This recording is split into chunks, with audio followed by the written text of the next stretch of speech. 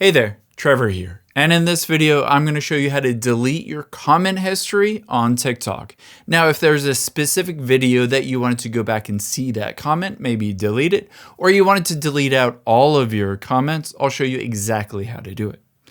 Open up the TikTok app on your iPhone or Android. Tap on Profile at the bottom right. Tap on the three lines at the top right. Tap on Settings and Privacy. Scroll down. Tap on Activity Center. Tap on Comment History. This will show you all of the comments that you've ever made on TikTok. You can sort it by newest to oldest or oldest to newest. To delete the comment, tap on the comment. It'll open up the video along with your comment. To be able to delete it, press and hold on the comment.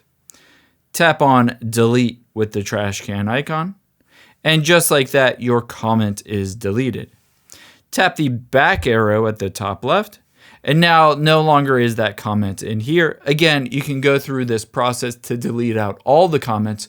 Unfortunately, there's no one button to be able to delete all of them at the exact same time.